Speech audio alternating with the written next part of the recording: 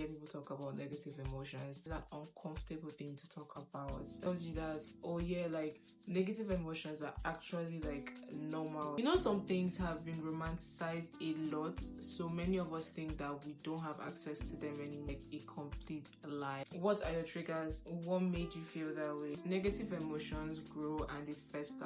It's really being marks to something that is more vulnerable and fragile.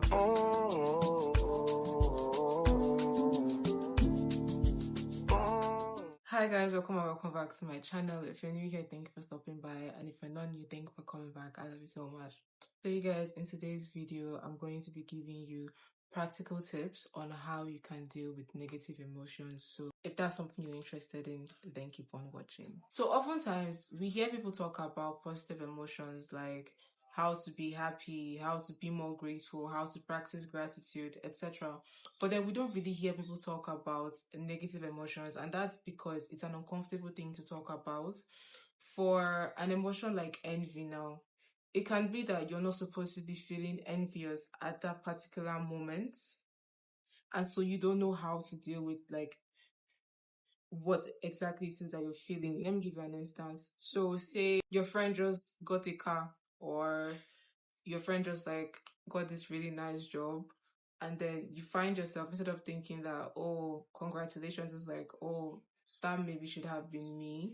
I mean, there are times when it's like, oh, congratulations, but then the feeling of like it should have been me, or I should have been able to do that, just comes in, and then it's like, what do you do with what you're feeling right now? Negative emotions are unpleasant feelings, and depending on how strongly you feel them, they can affect you physically too. Like, say the burning sensation you get at the back of your throat when you're anxious, or like the ache in your stomach when you feel anger or disgust, or maybe even the pain in your head. For example, me, stress affects me in my head, so so yeah, it depends. According to Paul Ekman, who is an American psychologist and a professor at the University of California, he classified basic emotions into 6, which is sadness, happiness, fear, anger, disgust, and surprise.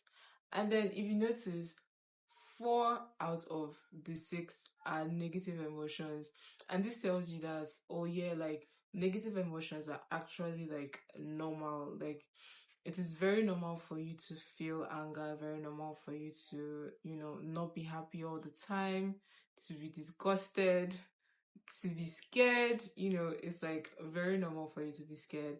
What matters is what you do with the emotion or the feeling when you have it, and that's what I'm going to be telling you today. So the first thing I want you to do when you feel a certain way that you don't really understand is to take a break and pause, right? So picture this. Imagine being with a negative emotion. It's like driving a car at 120 miles per hour, and you know that you cannot stop and get ice cream until you slow down, or you like hit the brakes or something. That is what taking a pause does for you. It gives you like an enabling environment to actually deal with what is currently going on with you, or just to recognize that, okay, there's something good, there's something happening here, like what's going on here? Yeah, so that's what taking a pause does. It's like helps you recognize, and it gives you an enabling environment to, fix the problem. It's like when you're looking for something in your room, when something is missing, and then you're anxious, like you can't find what it is that you're looking for, and then you leave the room, you come back when you're more like calm, and then you find out that the stuff that you're looking for, it is literally on your bed waiting for you. But then because you were like at 100 miles per hour, you could not see it, right? So this is what it does for you. So now that you've taken a pause, the next thing you want to do is you want to identify the particular emotion it is that you're feeling. I mean, what is the burning sensation at the back of your throat? Is it anxiety? Is it frustration? Is it anger? Is it sadness, loneliness? One very easy way you can identify is by using a wheel of emotions. I'll put one up on the screen somewhere. Is by using the wheel of emotions. So basically, the wheel of emotions divides the 6 basic emotions that I told you guys earlier into like smaller and more detailed emotions, like to get to the root cause of the problem or of the feeling. Let's not call it a problem. Another reason why you have to identify what exactly is wrong with you is that sometimes the negative emotion might just really be a marks to something that is more vulnerable and fragile. Like, say for instance,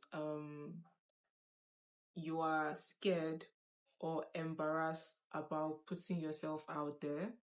Is it really fear, or is it like worry that people might not get to, or people might not accept you for who you are, or people might like point out insecurities about yourself that you have not accepted yet? Is it that they will notice the cracks in your perfect, in your perfect, will I say painting now or something? So identifying the emotion will give you like more insights as to, okay, what is the root cause of this feeling. And I want you to understand that not all negative emotions are masked behind something deeper, right? It could genuinely, like, anxiety could just be anxiety, or fear could just be like fear of water or something. It doesn't have to like be deeply rooted into like something deeper. It's just that identifying it to be able to tell you that, okay, is it something deeper, or is it just like on the surface level worry, right? Yeah. So now that you've identified the exact emotion that you're feeling, you want to change what you can. So what do I mean by this? What are your triggers? What made you feel that way? What is fueling your anger? Why are you frustrated? What is making you frustrated? Is it something that you can remove? Is it something that you can be separated from? If it is something that you can be separated from, then I ask you, I plead with you that you be separated from it, because the thing with negative emotions is that they grow and they fester. So something as vulnerable as jealousy can quickly turn into envy, then progress into anger, and then all of a sudden you hate this person until one day you're asking yourself like, oh my god, how did I get here? And then it's just from something that you could have dealt with when it was at like the beginning stage, but then now you have to uncover a lot of layers, like the anger, the envy, before you now get to the root cause, which was the jealousy. Am I talking to somebody? Now, if you cannot be separated from the situation or your trigger, what you want to do is to find an outlet. And please let me point out a healthy outlet, please. Don't go doing drugs or don't go stress eating, please. You want to find a healthy outlet. For instance, you can paint, you can draw, you can work out. Now, let me say something about working out. So, working out is one of those things. In fact, many of the things I've mentioned are one of those things that have been romanticized. So, we feel or we think that we don't have access to them anymore. And that's like a complete lie. Working out does not necessarily have to mean that, oh, you go to the gym 247. It can literally just be taking a long walk. Like, say you're coming back from the office. Sorry, guys, I like to give instances because I feel like when you can like practically imagine yourself doing something, then you can eventually do it yourself. So, yeah. Like I was saying, for the working out, long walks, right? You can literally like, let's say you're coming back from the office or just in the evening, instead of entering public transport, just like use your legs and walk to your house or walk from your house around your neighborhood and come back. Like, you have literally done cardio. Aside that, you can draw. Even if you don't know how to draw, you can like doodle. Maybe I'll put like a video on the screen somewhere of example of stuff that you can really do. It's really easy, super easy, very nice.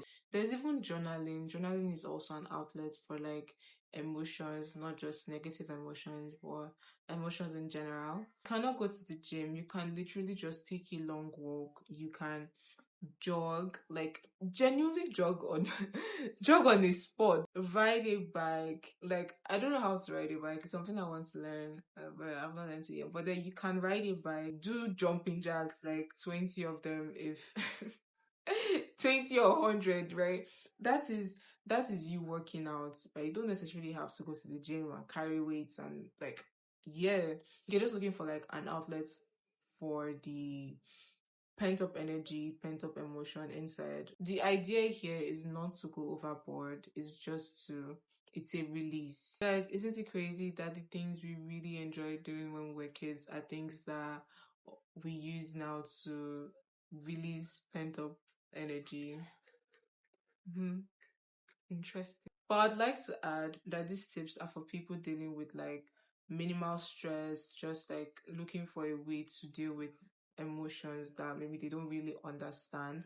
If you're going through an abuse or you're going through something more serious, then I love you. I am grateful that you'd watch this video to this point. But I do think you should seek like professional help, because I am no way like, I'm not a therapist, right? So please seek professional help. And yeah.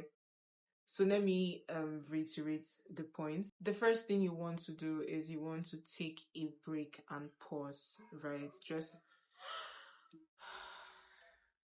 calm down. And when you've done that, you want to identify what it is that you're feeling.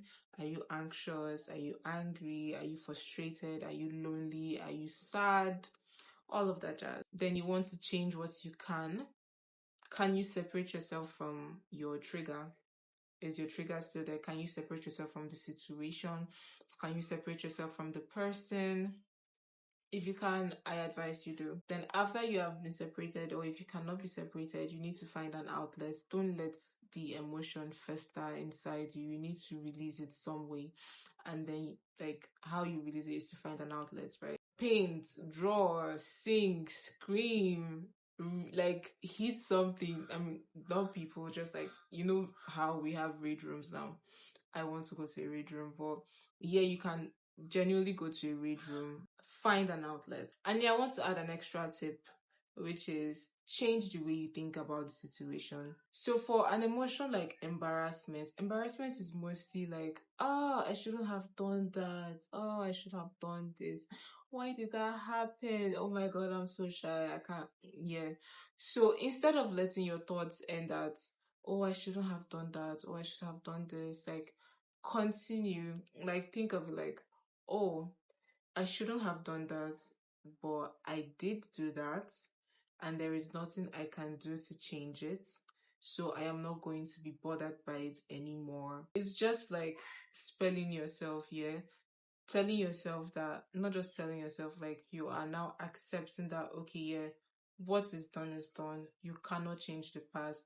This is something that has already been done. So, like, what the next action to do or the next course of action to take is to get over it. And with that, we've come to the end of this video. I hope you enjoyed this video. I know that you've been able to learn something from this video. Don't forget to subscribe, give this video a thumbs up, and I'll see you guys in my next video. Bye.